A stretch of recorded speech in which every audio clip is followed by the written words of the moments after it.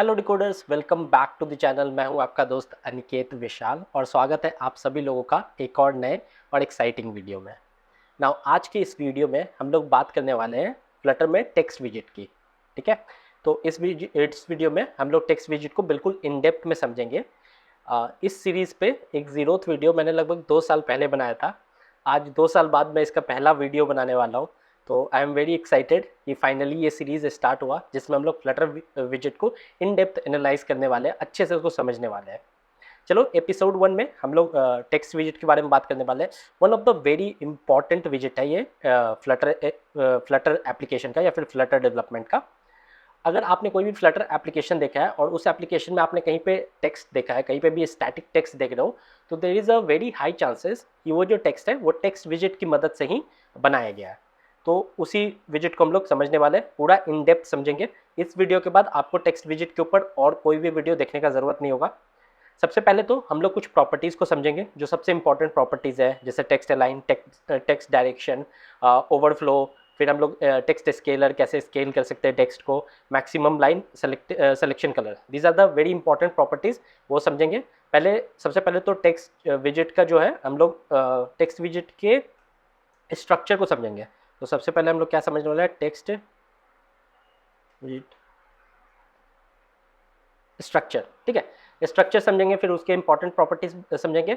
Then उसके बाद कुछ रिलेटेबल विजिट्स है जो टेक्स्ट विजिट से रिलेटेड है, जैसे टेक्स्ट थीम, उसके बाद text style, text dot rich. ये टेक्स्ट विजिट का ही एक अल्टरनेटिव सोल्यूशन है। तो text dot rich and then selectable text. कुछ और भी विजिट्स है। अब हर विजिट के लिए मैं डेडिकेटेड वीडियो तो नहीं बना सकता, तो इस वीडियो में टेक्स्ट के अराउंड और भी अगर कोई विजिट है जो टेक्स्ट से रिलेटेड है तो उन सबको भी हम लोग इसी वीडियो में समझेंगे। एंड देन एंड में मैं आप लोगों को कुछ प्रो टिप दूंगा। So I hope you guys are excited for the pro tip. आज का प्रो टिप एकदम ओरिजिनल असली प्रो टिप होने वाला है। चलो फिर स्टार्ट करते हैं। So without any delay let's roll the intro.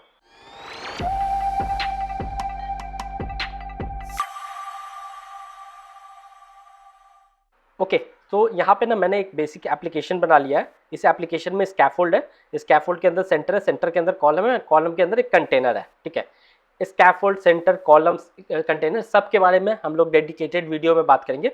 But important क्या है कि इन सब के अंदर एक हम लोगों का टेक्स्ट विजिट है। अब टेक्स्ट विजिट के अंदर मैंने कुछ टेक्स्ट डाला हुआ है और ये एप्लीकेशन मैंने रन कर दिया है। ये एप्लीकेशन में बेसिकली हम लोगों को क्या मिल रहा है, एक टेक्स्ट मिल रहा है और उसके अराउंड हम लोगों को एक बॉर्डर मिल रहा है। ये जो बॉर्डर है ये मैंने कंटेनर विजिट की मदद से लिया है। कंटेनर विजिट को जब समझेंगे तो बॉर्डर और डेकोरेशन वगैरह को और डिटेल में समझेंगे। But the important point is कि ये कंटेनर है, कंटेनर के अंदर हम लोगों का टेक्स्ट विजिट है। अब टेक्स्ट विजिट के स्ट्रक्चर को समझते हैं। सबसे पहले तो हम लोगों को इसमें डेटा पास करना पड़ता है। अब ये जो डेटा है ना, ये देख लो नेम्ड आर्ग्यूमेंट नहीं है क्योंकि ये कर्ली ब्रेसेस के बाहर है। तो एक तो पहली बात तो ये कंपलसरी है, अगर आप टेक्स्ट विजिट बनाओगे विदाउट डेटा देन नहीं बनेगा, एरर देगा। दूसरा कि ये नेम्ड नहीं है, इसीलिए हम लोग यहाँ पे ऐसे टेक्स्ट लिख के देन टेक्स्ट नहीं पास कर रहे हैं, डायरेक्टली हम लोग टेक्स्ट पास कर रहे हैं। नेम्ड आर्ग्यूमेंट होता है तो हम लोगों को पहले नेम देना पड़ता है उसका। ठीक है, उसके अलावा और भी कुछ प्रॉपर्टीज है, और भी कुछ आर्ग्यूमेंट पास कर सकते हैं, जैसे की पास कर सकते हैं, स्टाइल पास कर सकते हैं, अलाइन पास कर सकते हैं, डायरेक्शन पास कर देंगे। तो इनमें से जो भी इंपॉर्टेंट प्रॉपर्टीज है उनके बारे में हम लोग डिस्कस करते हैं। तो जब आप लोग ऐसे दोगे ना टेक्स्ट एंड देन फिर उसका डेटा, तो इस टाइप से एकदम बेयर मिनिमम टेक्स्ट हम लोगों के सामने आ चुका है स्क्रीन पे। अब इसके अंदर मैं क्या क्या दे सकता हूँ, सबसे पहले मैं बात करूंगा टेक्स्ट अलाइन का। अगर टेक्स्ट को आपको अलाइन करना है सेंटर, लेफ्ट या फिर जस्टिफाइड, तो आप लोग टेक्स्ट अलाइन का यूज कर सकते हो। अगर मेरे को मान लो इस टेक्स्ट को सेंटर अलाइन करना है तो मैं यहाँ पे लूंगा टेक्स्ट अलाइन। अच्छा देखो, जैसे जब भी कोई आप नेम्ड आर्ग्यूमेंट लिखते हो ना, उसके ऊपर जब आप हवर करोगे ना तो ये आपको बता देते हैं कि इसका टाइप क्या है, इस आर्ग्यूमेंट का टाइप क्या है। जैसे इस आर्ग्यूमेंट का टाइप क्या है, टेक्स्ट अलाइन। ठीक है, तो मैंने यहाँ पर टेक्स्ट अलाइन इसमें पास किया डॉट। यहाँ पे हम लोगों को बहुत सारा ऑप्शन मिल जाता है, and, centre, start, right, left और जस्टिफाई। चलो सेंटर करके एक बार मैं दिखा देता हूँ आप लोगों को। अब मैं इसको सेव करूंगा तो देखो जो हम लोगों का टेक्स्ट था पहले लेफ्ट साइड में लाइन था, अब वो सेंटर में लाइन हो चुका है। उसके बाद और क्या है, हम लोगों का टेक्स्ट डायरेक्शन एक प्रॉपर्टीज के अंदर मिलता है। ये भी टेक्स्ट डायरेक्शन लेता है एज एन, इसका जो आर्ग्यूमेंट टाइप है वो टेक्स्ट डायरेक्शन है। तो मैं यहाँ पे लिखूंगा टेक्स्ट डायरेक्शन। अब इसमें दो चीज हम लोग पास कर सकते हैं, या तो हम लोग पास कर सकते हैं लेफ्ट टू राइट या फिर right to left. Left to right generally होता है, by default left to right ही होता है। बट अगर हम लोग राइट टू लेफ्ट करेंगे ना तो हम लोगों का जो टेक्स्ट है वो राइट से लेफ्ट की तरफ आ जाएगा। ठीक है, तो अगर मान लो मैं इसको राइट टू लेफ्ट कर देता हूँ और ये सेंटर में हटा दूंगा यहाँ से। अब इसको मैं ये करता हूँ, देखो ये हम लोगों का राइट में चला गया, राइट टू लेफ्ट हम लोगों का टेक्स्ट आ रहा है। जनरली ज़्यादा यूज़ पड़ता नहीं है। अगर आप उर्दू या फिर कोई ऐसा लैंग्वेज जो राइट टू लेफ्ट लिखाता है वैसा कोई लैंग्वेज यूज़ कर रहे हो अपने एप्लीकेशन में, तो उस केस में आपको शायद इसका यूज़ पड़ सकता है। देन फिर और क्या है, टेक्स्ट ओवरफ्लो। ओवरफ्लो के बारे में बात करते हैं, स्केलर के बारे में बात करते हैं। टेक्स्ट स्केलर क्या होता है? पहले हम लोग यूज़ करते थे टेक्स्ट स्केल फैक्टर, ठीक है, अब ये डिप्रिकेटेड हो चुका है। यहाँ पे देखो, जब भी आप इसको यूज़ करोगे तो देख लो ये लाइन आ रहा है, हम लोगों को लाइन थ्रू आ रहा है, और इस पर अगर आप हवर करोगे तो ये बोलेगा डिप्रिकेट हो चुका है ये, तो ये बोल रहा है इसको यूज़ मत करो, इसकी जगह पे टेक्स्ट स्केलर यूज़ कर लो। तो हम लोग भी इसको नहीं यूज़ करके टेक्स्ट स्केलर यूज़ करेंगे। टेक्स्ट स्केलर अगेन इसका टाइप क्या है? इसका टाइप है टेक्स्ट स्केलर ही, तो मैं यहाँ पे लिखूंगा टेक्स्ट स्केलर डॉट, यहाँ पे देखो नो स्केल है, मतलब इसको थोड़ा भी स्केल नहीं करना है, या फिर आप लीनियरली इसको स्केल कर सकते हो। और इसके अंदर हम लोगों को स्केल फैक्टर बताना पड़ेगा कि कितना से स्केल करना है। जैसे अगर मैं इसके अंदर 2 पास कर दूंगा तो 2 गुना हो जाएगा, मतलब 2 टाइम्स स्केल हो जाएगा। ये देखो ये हम लोगों को 2 टाइम स्केल हो चुका है। अगर मैं इसको 4 कर दूंगा तो ये 4 टाइम स्केल हो जाएगा। अच्छा, अब देखो 4 टाइम जब स्केल हुआ ना तो 2 लाइन में आ गया, क्योंकि हम लोग जो इसका विड्थ है ना, ये जो कंटेनर हम लोगों ने इसके ऊपर यूज़ किया है, इस कंटेनर का विड्थ 450 हम लोगों ने सेट किया हुआ कि 450 से ज़्यादा विड्थ नहीं हो सकता है। बट जब हम लोगों ने इसको 4 टाइम स्केल किया तो इस जो पूरा टेक्स्ट है, this is a text visit, इसका जो विड्थ था वो 450 से ज़्यादा हो गया, क्योंकि हम लोगों ने यहाँ पे हाइट कंस्ट्रेंट कुछ नहीं दिया, हाइट नहीं पास किया, इसीलिए ये नेक्स्ट लाइन में आ गया। बट सपोज कि आप एक एप्लीकेशन बना रहे हो जिसमें आपको बताना है कि भाई एक लाइन से ज़्यादा नहीं होना चाहिए, अगर विड्थ क्रॉस कर रहा है तो उसको क्रॉप कर दो, चॉप कर दो, कुछ भी कर दो, बट एक लाइन से ज़्यादा नहीं होना चाहिए। तो उस केस में यहाँ पे हम लोग मैक्स लाइन पास कर सकते हैं। अगर मैं मैक्स लाइन 1 पास कर दूंगा तो होगा क्या, दिस इज द टेक्स्ट दिखेगा, जो विजिट है जो नेक्स्ट लाइन में गया उसको ये गायब कर देगा, चॉप आउट कर देगा, ठीक है। अगर मान लो मेरे को इसके लिए कुछ इंडिकेशन चाहिए, ओवरफ्लो इंडिकेशन चाहिए, तो उस केस में मैं ओवरफ्लो को यूज़ कर सकता हूँ। इसका टाइप है टेक्स्ट ओवरफ्लो, ओवरफ्लो डॉट, जैसे इलिप्सिस में यूज़ कर सकते हो, जो 3 डॉट नहीं आता है तो इलिप्सिस में डाल दूंगा, तो बेसिकली क्या होगा कि लास्ट में 3 डॉट दिखेगा हम लोगों को। देखो यहाँ पे दिस इज द टेक्स्ट विजिट WI एंड देन फिर 3 डॉट, मतलब कि इसके आगे भी कुछ टेक्स्ट है, बट क्योंकि हम लोगों का जो दायरा है, जो हम लोगों ने उसको साइज दिया था वो साइज एक्सीड कर रहा है, तो यहाँ पे ये लास्ट में ऑटोमेटिकली इसने 3 डॉट ऐड कर दिया। तो आप ऐसे इलिप्सिस दे सकते हो। इसके अलावा एक और इलिप्स होता है फेड, बट जनरली लोग ये यूज़ करते हैं। फेड अगर यूज़ करोगे तो बेसिकली पूरा वर्ड गायब हो जाएगा और नीचे से हल्का सा फेड हो जाएगा, क्योंकि वर्ड नीचे आ रहा है इसीलिए नीचे से हल्का फेड होता है। जनरली यूज़ नहीं होता, जनरली इलिप्सिस ही आप यूज़ करने वाले हो in most of the cases. तो ये कुछ इस तरीके का हो जाता है। तो यही था कुछ इंपॉर्टेंट प्रॉपर्टीज। इसके अलावा टेक्स्ट सिलेक्शन होता है, जनरली यूज़ नहीं करते हम लोग, बट एक बार मैं आप लोगों को दिखा देता हूँ। टेक्स्ट सिलेक्शन कलर, ठीक है। यहाँ पे अगर मान लो मैं कलर कुछ पास कर दूंगा, कलर डॉट कलर्स डॉट, मान लो येलो मैंने पास कर दिया, ठीक है। अब देखो, अब जब हम लोग इसको सेलेक्ट करेंगे ना तो ये इस कलर में ही सेलेक्ट होगा, बट देखो यहाँ पे मैं सेलेक्ट करने का कोशिश कर रहा हूँ, सेलेक्ट हो नहीं रहा है। जनरली क्या होता है ना कि फ्लटर में जो टेक्स्ट विजिट होता है ना, या फिर कोई भी टेक्स्ट, वो जनरली सेलेक्टेबल टेक्स्ट नहीं होता है, मतलब उसको आप टेक्स्ट को सेलेक्ट नहीं कर सकते हो। अगर आपको इसको मान लो सेलेक्टेबल बनाना है तो उस केस में या तो आप इस पूरे विजिट को टेक्स्ट एरिया के अंदर पास करना पड़ेगा, या फिर आपको सेलेक्टेबल टेक्स्ट यूज़ करना पड़ेगा। तो अभी के लिए मैं क्या करूँगा, इसको पूरे को एक नए विजिट में रैप कर दूंगा जिसका नाम है सेलेक्टेबल एरिया, ठीक है। सेलेक्टेबल एरिया में रैप कर दिया, इसको रन करूँगा। अब ये सेलेक्ट होगा, और अब जिस कलर से सेलेक्ट होगा, येलो कलर से सेलेक्ट होगा, क्योंकि हम लोगों ने यहाँ पे क्या पास किया, येलो। अगर मैं इसको कमेंट आउट कर दूंगा तो उस केस में जो डिफॉल्ट कलर होगा, जो हमारे केस में हल्का रेड टाइप का है, रेडिश शेड में। रेडिश शेड में इसलिए क्योंकि हम लोगों का जो कलर है मटेरियल डॉट ऐप में, अगर आप ऐप कलर देखोगे, कलर स्कीमा उसमें रेड है। अगर इसको मैं ग्रीन कर दूंगा तो हल्का ग्रीन शेड में आने लगेगा,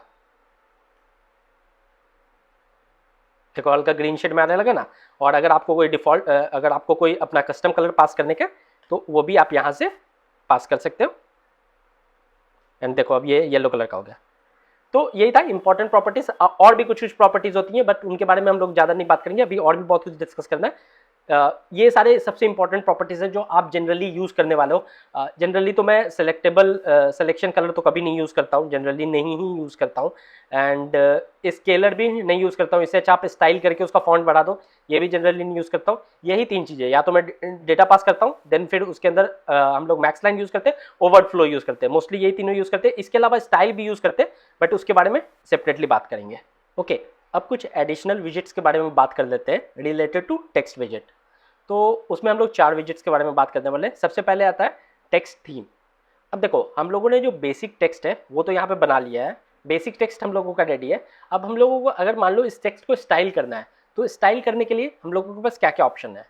पहली बात तो हम लोग के लिए पास स्टाइल करने के लिए दो ऑप्शंस होता है। एक तो ग्लोबल स्टाइलिंग होता है, मतलब आप पूरे एप्लीकेशन का स्टाइल एक जगह पे जाकर डिफाइन कर दो एंड फिर पूरे एप्लीकेशन में स्टाइल उसी तरह से अप्लाई हो जाएगा, वो हो गया हम लोगों को ग्लोबल तरीका। सेकंड होता है लोकली। लोकली मतलब इस पर्टिकुलर टेक्स्ट जो हम लोगों का यहाँ पे टेक्स्ट विजिट है, इसी को हम लोग स्टाइल कर दें। तो जो ग्लोबल स्टाइलिंग होता है वो हम लोग टेक्स्ट थीम की मदद से करते हैं, एंड जो हम लोगों का लोकल स्टाइलिंग होता है वो हम लोग टेक्स्ट स्टाइल की मदद से करते हैं। अब सबसे पहले टेक्स्ट थीम के बारे में बात करते हैं। टेक्स्ट थीम जो होता है, क्योंकि ये ग्लोबल है उसीलिए इसको यहाँ पे नहीं डिफाइन करते, इसको हम लोग ऐप मटेरियल लेवल पे डिफाइन करते हैं। जैसे हम लोग जब भी एप्लीकेशन बनाते हैं तो सबसे पहले हम लोग जो उसका सबसे बेस विजिट होता है वो होता है मटेरियल ऐप। मटेरियल ऐप के अंदर एक थीम करके प्रॉपर्टी होता है जो कि थीम डेटा लेता है। जो भी पूरे एप्लीकेशन का थीम डेटा होता है वो हम लोग इस पर्टिकुलर मटेरियल में मतलब इस पर्टिकुलर प्रॉपर्टी में पास करते हैं। जैसे जो हम लोगों का कलर स्कीम था, मैंने सिलेक्शन के समय आप लोगों को दिखाया कि यहाँ से कैसे मैंने कलर चेंज किया, और जो हम लोगों का थीम था, सिलेक्शन कलर का जो थीम था वो ऑटोमेटिकली चेंज हो गया क्योंकि हम लोगों ने कलर स्कीम चेंज कर दिया था।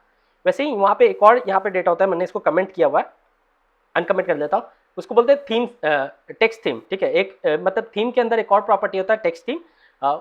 थीम डेटा भी एक्चुअली एक विजिट ही है जिसके अंदर बहुत सारे प्रॉपर्टीज होते हैं, उनमें से एक प्रॉपर्टी है text theme. Text theme visit को लेता है, मतलब इसका जो टाइप है, आर्ग्यूमेंट टाइप, वो है टेक्स्ट थीम। अब इसके अंदर ना हम लोग बहुत कुछ को थीम कर सकते हैं, जैसे हम लोग display large, display medium, headline large, medium, small, सबको हम लोग ऐसे थीम कर सकते हैं। बट ये जो बॉडी मीडियम है ना, वो बाय डिफॉल्ट जो टेक्स्ट विजिट्स होते हैं पूरे एप्लीकेशन में, उस पर बॉडी मीडियम थीम अप्लाई होता है। ठीक है, तो यहाँ पे मैंने बॉडी मीडियम थीम अप्लाई को सेट किया है। यहाँ पे टेक्स्ट स्टाइल का यूज किया। टेक्स्ट स्टाइल के बारे में हम लोग बात करेंगे लोकली में, बट बेसिक मान के चलो फॉन्ट साइज मैंने 16 कर दिया है, कलर मैंने रेड कर दिया, और फॉन्ट वेट मैंने 700 कर दिया। ये मैंने बॉडी मीडियम पे अप्लाई कर दिया। अब देखो यहाँ पे मैंने कोई स्टाइलिंग नहीं किया है, बिल्कुल वैसा ही है जैसा पहले था हम लोगों का कोड, कुछ भी नहीं चेंज किया। बट अब अगर मैं इस एप्लीकेशन को रन करूंगा तो देखो ये जो हम लोगों का टेक्स्ट है ये रेड कलर का आ रहा है। क्यों आ रहा है? क्योंकि हम लोगों ने यहाँ पे टेक्स्ट थीम डिफाइन कर दिया है और बॉडी मीडियम पे डिफाइन किया है, इसीलिए इस पे अप्लाई हो रहा है। अगर मान लो यहाँ पे मैं बॉडी लार्ज के लिए अप्लाई करता, बॉडी लार्ज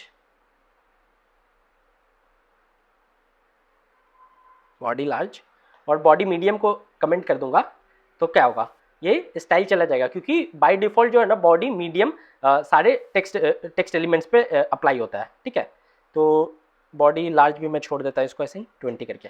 ठीक है, तो ये हो गया हम लोगों का ग्लोबल स्टाइलिंग, मतलब ग्लोबल टेक्स्ट थीम की मदद से हम लोगों ने स्टाइल कर दिया। व्हाट इफ मेरे को लोकली स्टाइल करने का है, मतलब मेरे को इस पर्टिकुलर टेक्स्ट विजिट को ही स्टाइल करना है, तो उसके लिए हम लोग एक प्रॉपर्टी यूज करते हैं जिसको बोलते हैं style.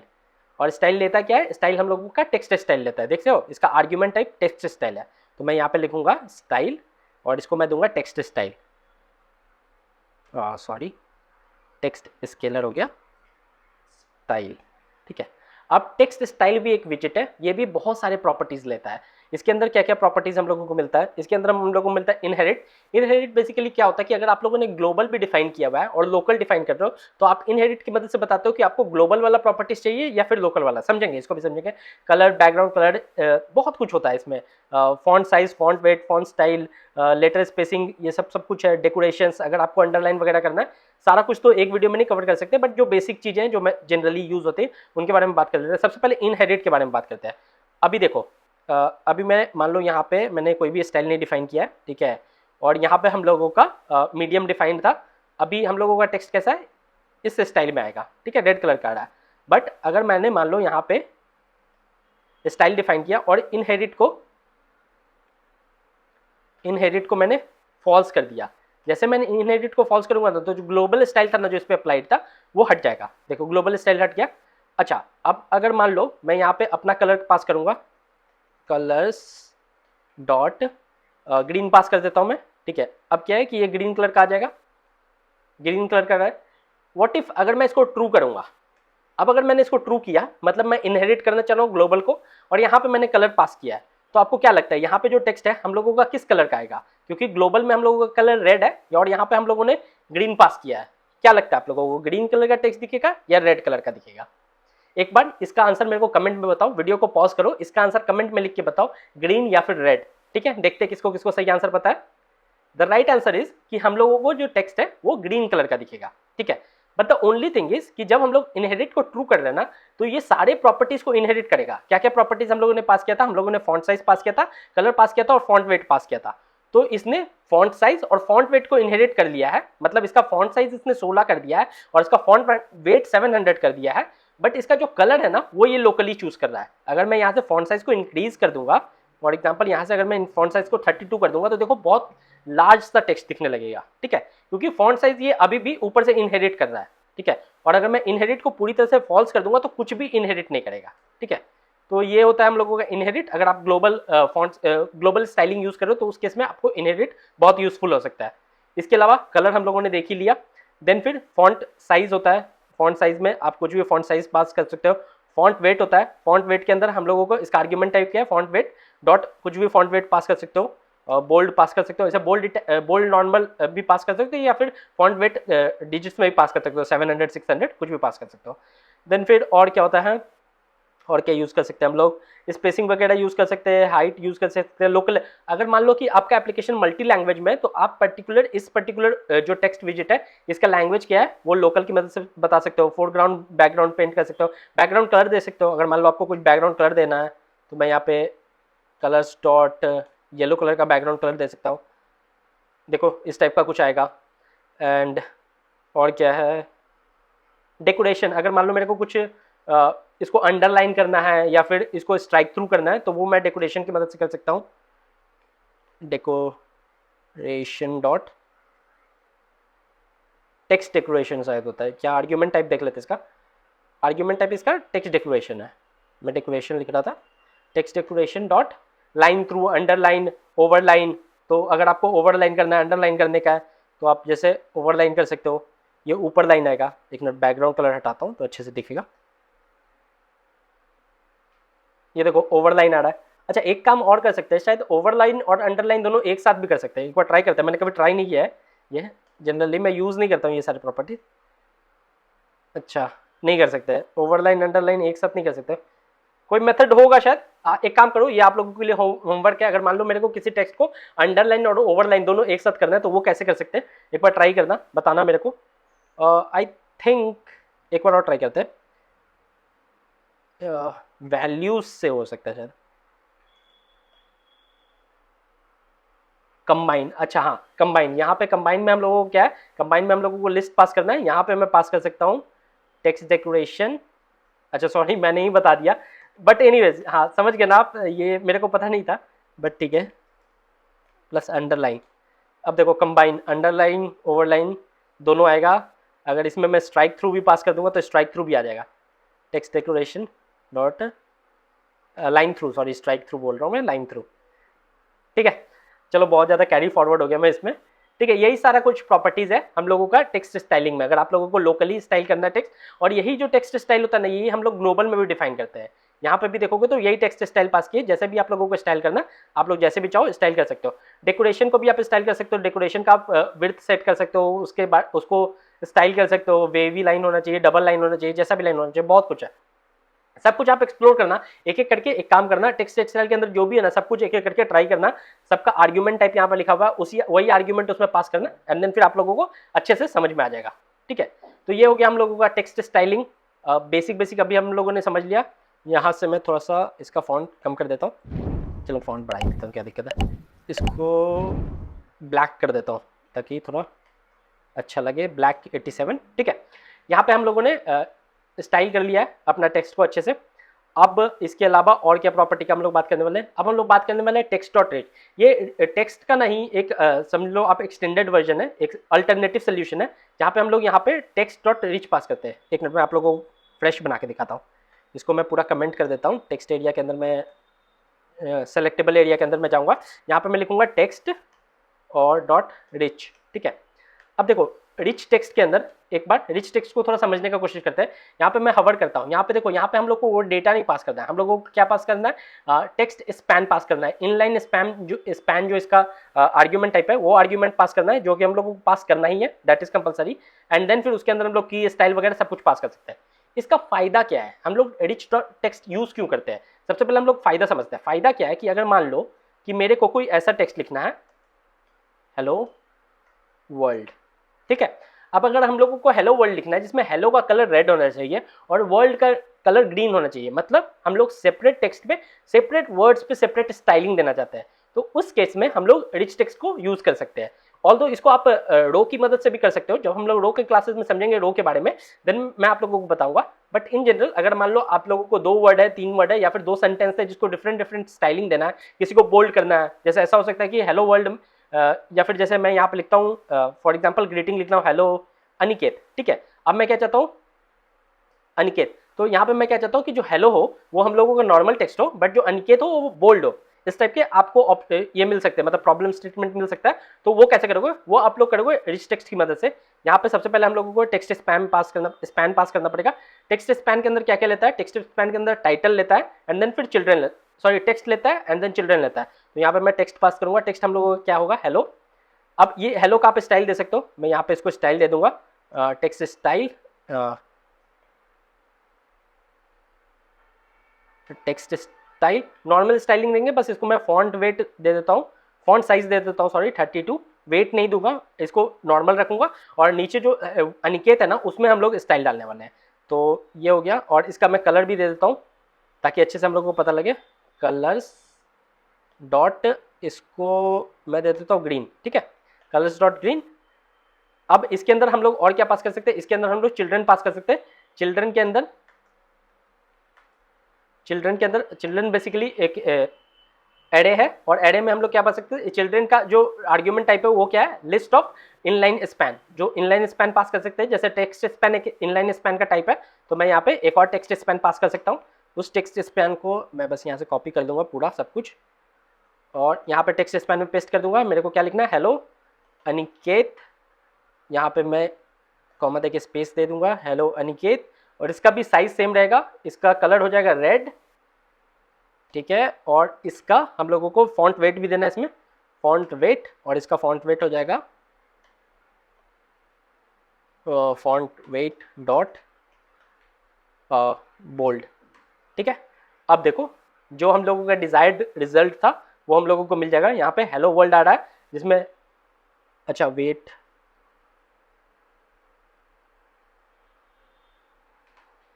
Font weight, font weight dot normal, difference नहीं दिख रहा है मेरे को नॉर्मल और बोल्ड में।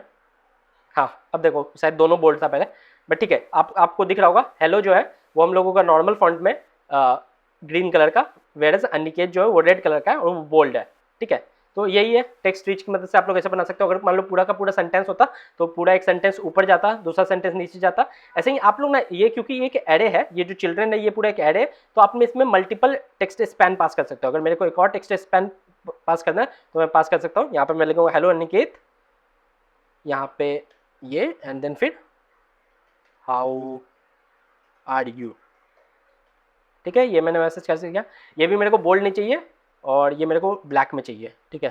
तो ऐसे कुछ ऐसा आप लोग बना सकते हो। अच्छा यहाँ पे अगर आप इसमें स्टाइल पास नहीं करोगे ना, कोई भी स्टाइल नहीं पास करोगे तो उस केस में जो ग्लोबल स्टाइल है वही फॉलो होता है। तो यहाँ पे मेरे को कलर पास करना पड़ेगा। अगर मेरे को कलर पास करना है तो मैं यहाँ पे लिखूंगा कलर्स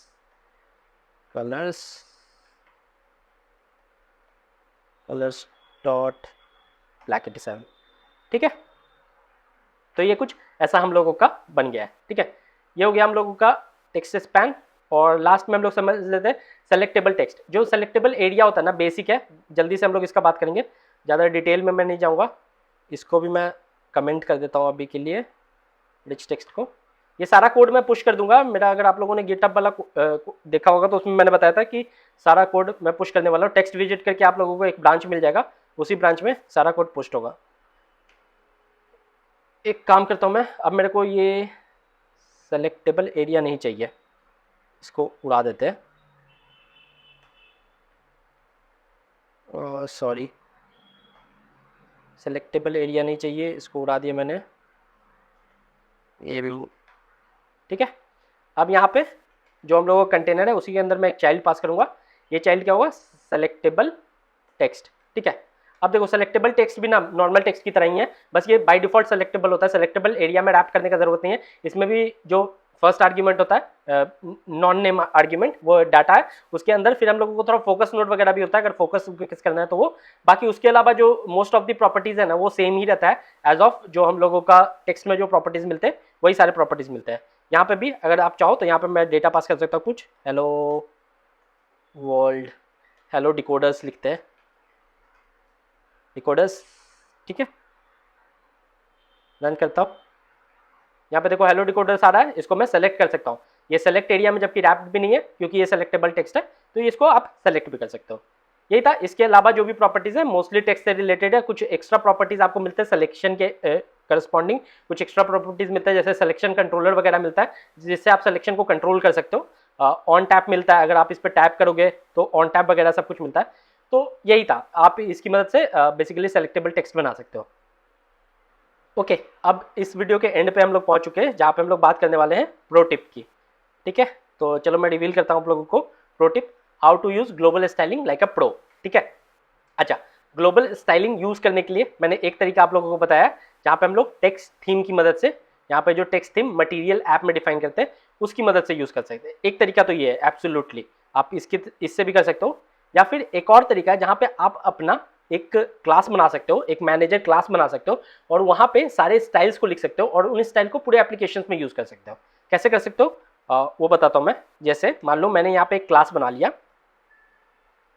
लिया जिसका नाम है स्टाइल मैनेजर, ठीक है। यहाँ पे मैंने एक क्लास बना लिया है स्टाइल मैनेजर के नाम से। अब इसके अंदर मैं कुछ वेरिएबल्स डिफाइन कर सकता हूँ और उन वेरिएबल्स को हम लोग यूज कर सकते हैं एज एन स्टाइल अपने पूरे एप्लीकेशन में। जैसे मैं यहाँ पे लिखूंगा स्टैटिक फाइनल